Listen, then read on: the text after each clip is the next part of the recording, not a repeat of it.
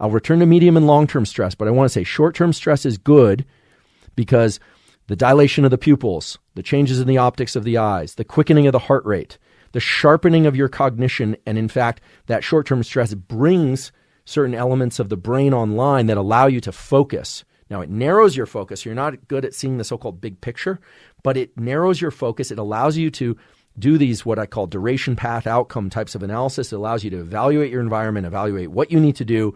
It primes your whole system for better cognition. It primes your immune system to combat infection.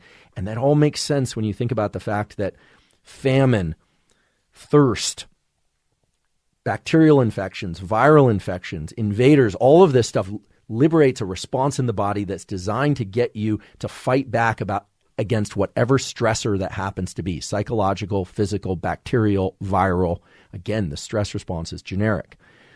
The tool takes advantage of the fact that when adrenaline is released in the body from the adrenals, it has the effect of also liberating a lot of these killer cells from the immune organs, in particular from the spleen, but from elsewhere as well, and interactions with the lymphatic system that combat infection.